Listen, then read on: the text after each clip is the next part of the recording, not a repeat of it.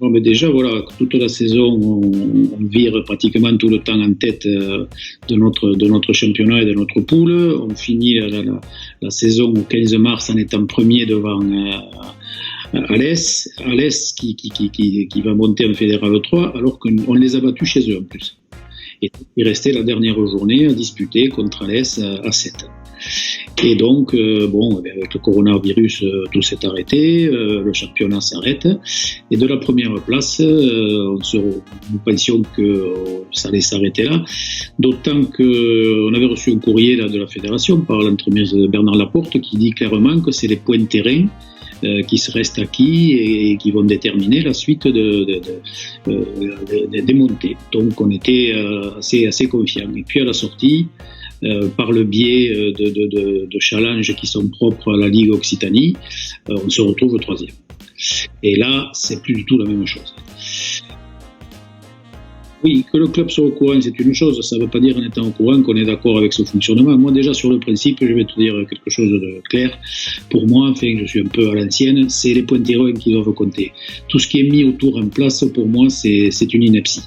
Imagine qu'en top 14, le premier du top 14, à la fin, on lui dise, par exemple, « Ah ben non, tu n'es pas premier, il y a une équipe devant toi qui va prendre 13 points. » Hors terrain. Parce qu'il faut savoir que cette mise en place des différents challenges, arbitrage mosaïque et vertueux, peut attribuer jusqu'à 13 points supplémentaires à une équipe.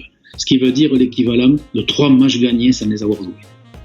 Et ça, pour moi, déjà sur le principe, je ne le comprends pas. Voilà. À partir de là, je considère que c'est une injustice. Ce qui est acquis sur le terrain est acquis sur le terrain.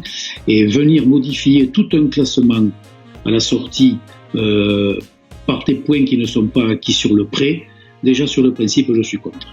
D'autres équipes comme nous connaissent un petit peu ce problème. Là, j'ai discuté il n'y a pas longtemps avec le président de Gourdon, dans le Lot, là, et ils étaient seconds, ils devaient jouer la dernière journée chez eux et passer premier. Ils se retrouvent à la 5e place. Donc, qu'est-ce que ça veut dire au bout du compte ? Ça veut dire qu'on joue, on gagne des matchs et à la sortie, ce qui se passe sur le prêt a largement moins de valeur que ce qui se passe à l'extérieur. Je comprends pas. Je trouve déjà sur le principe. Alors qu'on soit au courant que ce soit mis en place en Occitanie, c'est une chose. En plus, ce système est mis en place vraiment dans la Ligue Occitanie. C'est-à-dire qu'on ne le connaît pas ailleurs dans les autres ligues. Alors, qu'est-ce que ça veut dire ? Ça veut dire que quand on dispute le rugby en honneur, l'équité, elle est respectée comment ? Un club qui joue à côté d'Agen, de Bordeaux ou de Toulouse ou de La Rochelle, il ne va pas avoir la même façon de se qualifier en honneur que nous ? C'est incompréhensible. Voilà, c'est incompréhensible. Alors, je veux bien être d'accord sur... le challenge est composé de 3 challenges. Le challenge de l'arbitrage, le mosaïque et le vertueux. L'arbitrage, c'est un règlement fédéral. N'y revenons pas. On a perdu des points là. On n'a pas pu présenter des arbitres qui, pour des raisons professionnelles, n'ont pas pu se présenter au moment voulu. Ils étaient inscrits dans ce challenge de l'arbitrage. Très bien. Puis là, à la limite, c'est pas la peine d'y rester des heures et des heures, je le comprends. Mais les 2 autres, c'est un premier point. Mais ensuite, ce qui me chagrine, en plus du challenge mosaïque qui peut laisser aussi passer certaines, on peut en discuter aussi pendant longtemps. Mais revenons au challenge vertueux. Le challenge vertueux, c'est l'application des points de sanctions au cours de l'année. Qu'est-ce qui se passe ? La dernière journée ne se joue pas. On sait très bien que si elle avait eu lieu, personne ne peut me dire que la dernière journée ne suscite pas des cartons. C'est la journée des montées, c'est la journée des descentes, c'est la journée des qualifications. Donc forcément, ces points d'arbitrage auraient été changés par le fait de la dernière journée. Or, elle ne peut pas se jouer. Comment appliquer un règlement et un challenge qui ne peut pas aller à son terme et qui, s'il était allé à son terme, aurait été modifié par la dernière journée ? Donc ça, on le critique, on le conteste vertement parce que ça nous semble une injustice supplémentaire. Et à partir du moment où on est en désaccord et on voit que c'est le club d'Alès qui est monté, et nous on n'a rien contre le club d'Alès, nous on parle que de notre cas, bon, simplement entre parenthèses, on les a gagnés chez eux, voilà, donc ça reste encore un petit peu plus en travers de la gorge, mais c'est pas le problème. On ne monte pas un fédéral au 3, très bien.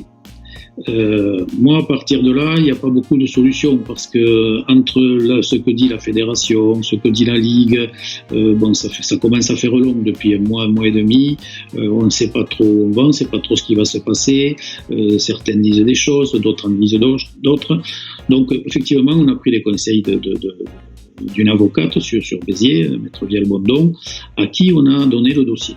Le dossier, elle l'a étudié pendant de longs jours et elle en a tiré des conclusions avec une série de plusieurs questions qui ont été envoyées officiellement, donc par le biais de notre avocate, à la Ligue et à la Fédération française de rugby. Les réponses, il semblerait qu'il y ait des réunions qui se sont passées entre-temps, entre la Ligue et la Fédération, mais si tu veux, ce jour, on n'a aucune notification officielle nous disant que soit on est repêché en fédéral 3 ou que soit on est définitivement en honneur. Mais l'avocate est saisie.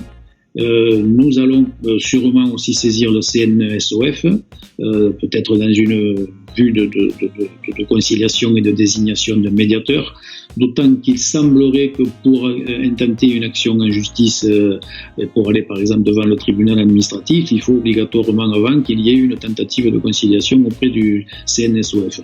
Ça, on vient de le savoir il y a 2-3 jours, on n'était pas au courant de la procédure.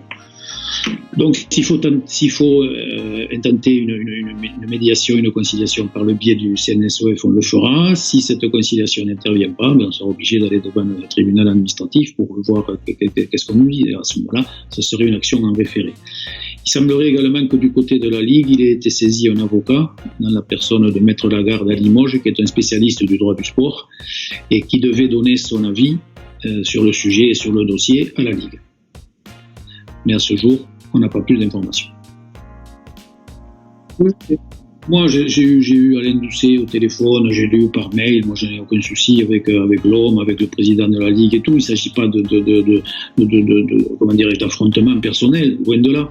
Moi, j'ai eu l'occasion de rencontrer plusieurs fois Alain Doucet, on l'avait rencontré en début de saison à 7 pour évoquer la saison à venir. Il n'y a absolument pas de problème d'homme. Je respecte l'homme, je respecte le président, je respecte toutes les instances. C'est pas le problème.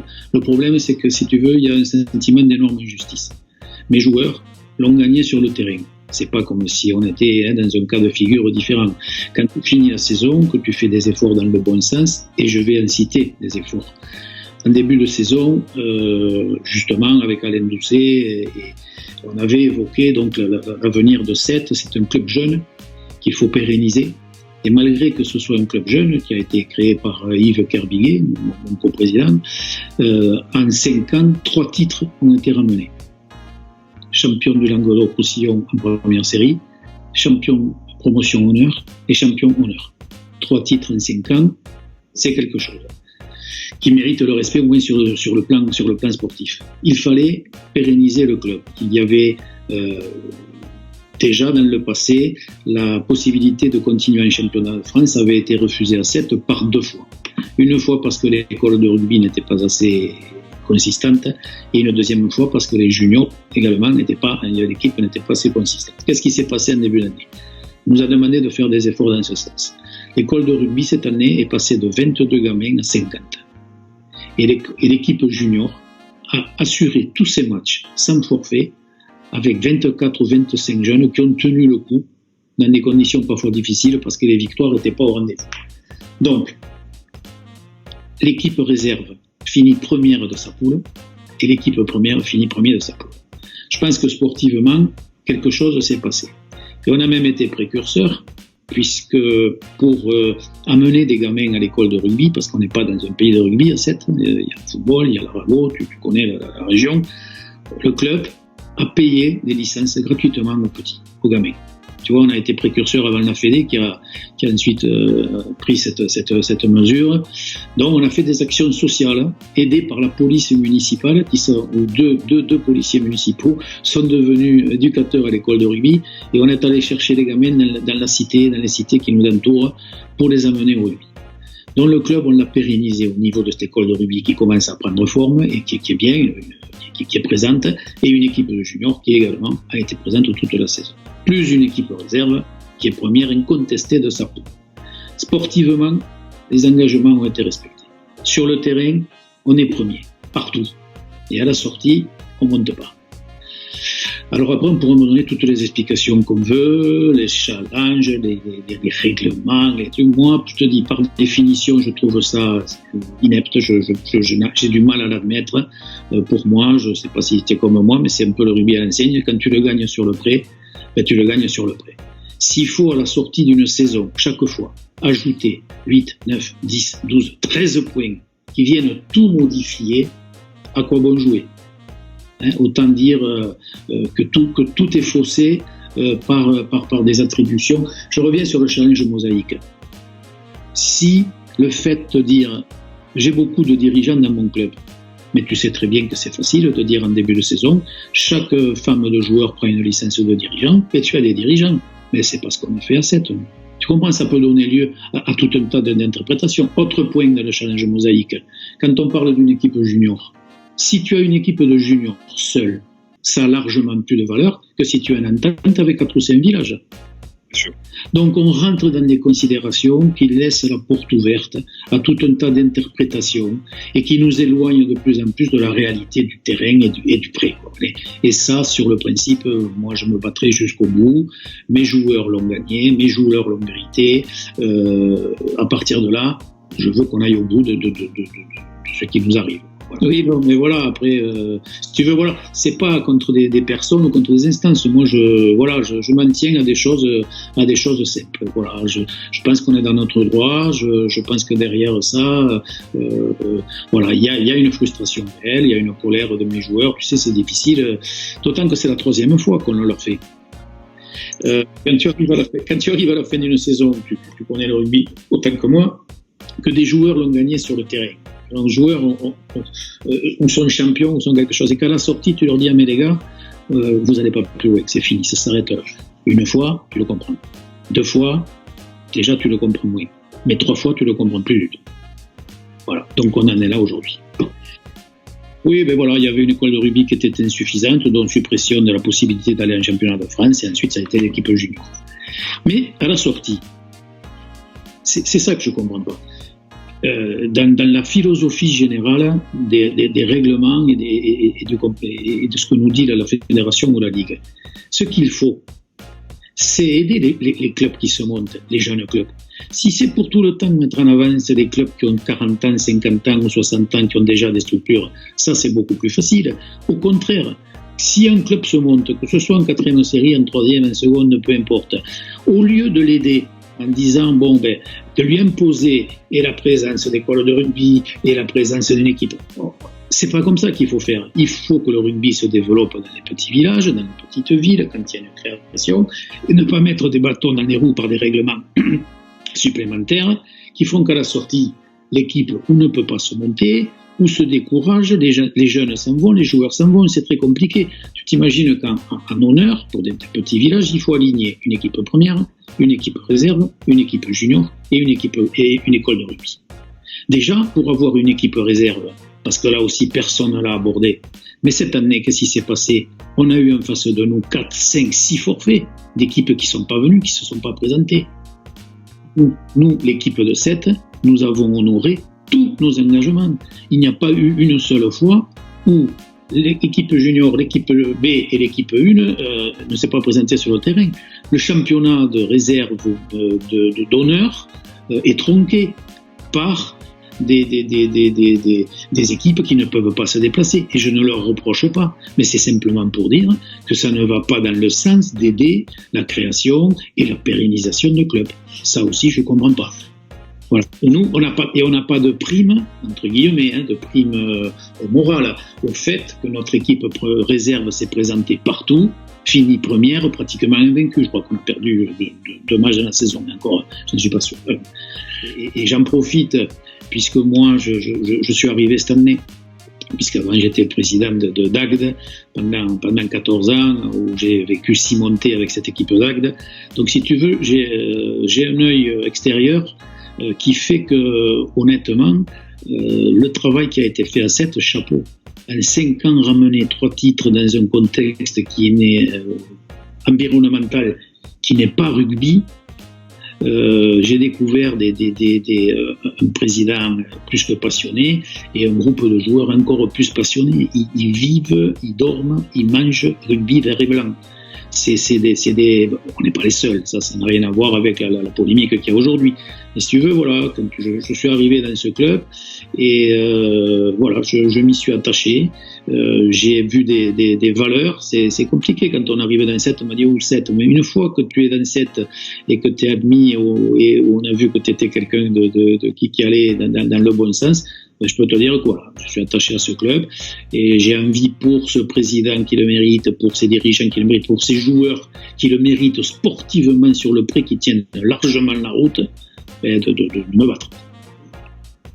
Alors, écoute, si le revue est confirmé, il n'y a pas 50 solutions. Ou on met la clé sur la porte parce qu'on est découragé et qu'on en a marre et que mon coprésident est usé, il en a marre aujourd'hui. C'est un garçon qui a été victime d'un infarctus sur le bord de la pelouse il y a 2 ans.